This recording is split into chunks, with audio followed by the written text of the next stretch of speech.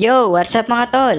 This is my vlog and you're watching RDM Official Vlog. So for today's vlog, Araw nga ngayon ng Tuesday, kaya naman may pasok nga kami sa school. At ayan nga, sa mga pagkakataon nga ito ay nag-aayos na ako ng aking sarili upang makapasok na nga sa school. At sa mga oras nga na yan ay iniisip ko kung papasok pa ba ako sa school dahil nga umuulan sa labas at walang tigil pa rin ang pagbagyo. 4 na araw nga parang sinuspend ang klase namin dahil nga sa tuloy-tuloy na pag-ulan at sunod-sunod na mga pagbagyo.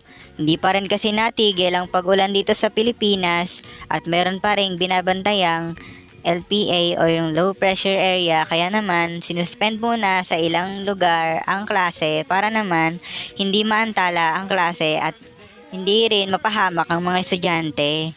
Ayan nga, at ngayong Tuesday nga ay may pasok kami, kaya naman nagre-ready na ako para makapasok na sa school. Inayos ko na nga aking sarili at nire-review ko kung nakagawa ba ako ng mga ADM activity dahil nga papasok ko yon sa aming teacher. May reporting nga kami ngayon sa school, kaya naman ninanda ko ng aking sarili. At ayan nga, paalis na ako ng bahay at papunta na nga ako sa school. Ayan nga, naglalakad na ako papunta sa school ng San Martin National High School. Mahal naming paaralan ng San Martin. Ayan nga, sasabay ko sana ang kapatid ko nga dyan. Kaya lang, sabi niya ay mauna na daw ako at marami pa siguro siyang gagawin. Kaya naman, inunahan ko na siyang pumasok. At ayan nga, at video na nga lang ako ng video dyan.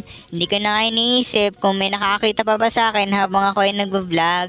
Di naman kasi ako nahihiyang mag-video kahit may nakakita pa sa akin na ako ay nagbablog. At ayan nga, at nakating na nga ako sa paaralan ng San Martin National High School.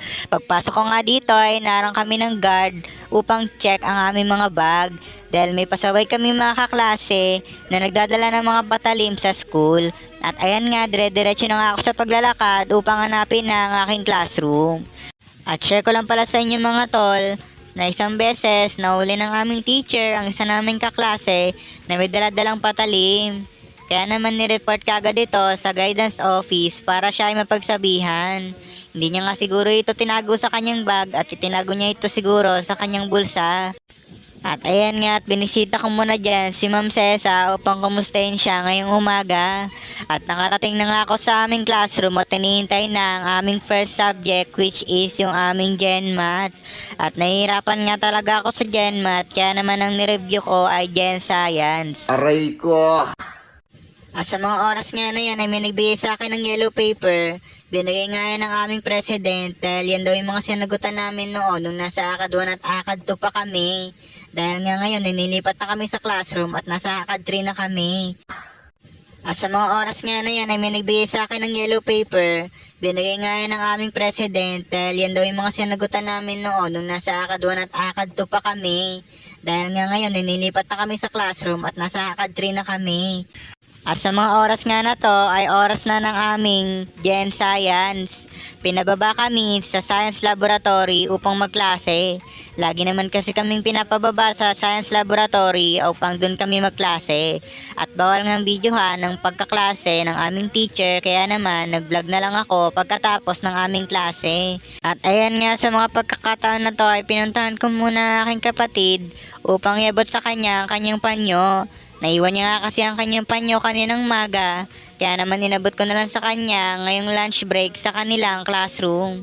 Hindi ko nga alam na nagkaklase pa pala sila at katatapos lang ng kanilang last subject. Kaya naman inabot ko na sa kanya at bumalik na ako sa classroom upang mag-lunch.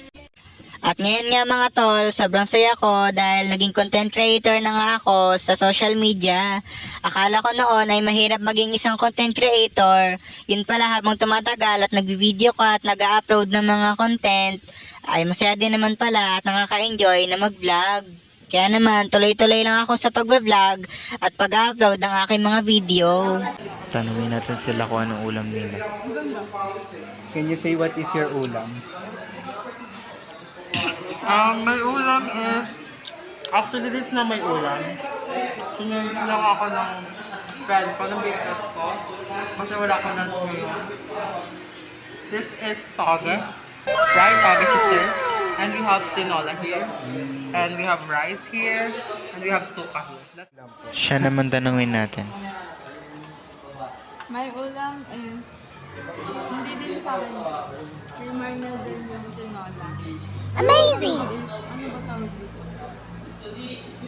Basta, fish sticks gano'n. Thank you po. Can you say what is your ulam po? Ano po, fried chicken po. Okay. What is your ulam po? Ano? Ano? Embutido. Okay, ayan. Ano pa ibang details na sasabihin mo bukod sa ulam mo? Mangantana, RDM Official Vlog.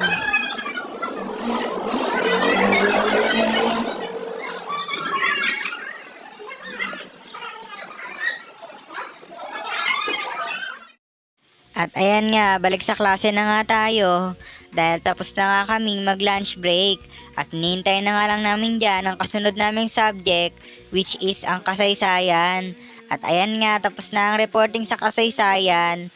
At naghahanda na nga ako pang lumipat na sa aming electives.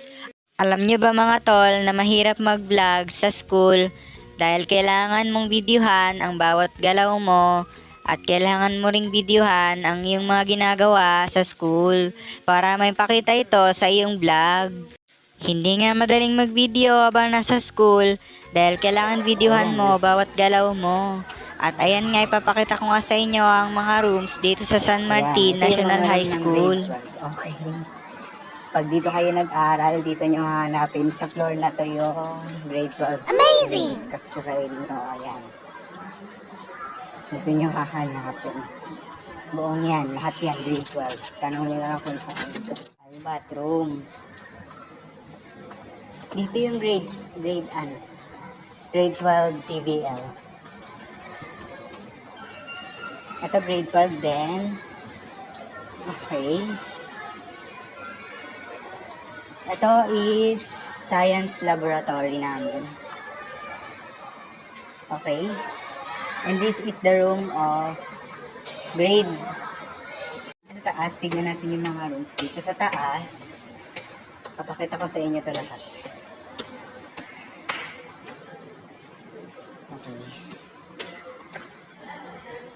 Ganda na kayo. Ito yung library. Library to. Dito kami nag-creative composition sa electives.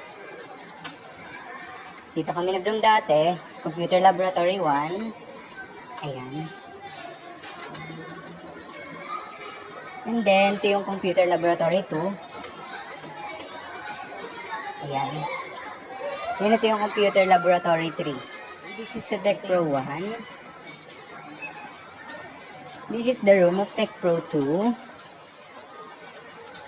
Kaya yan. Pakita ko sa inyo yung ACADS. Ito yung ACADS.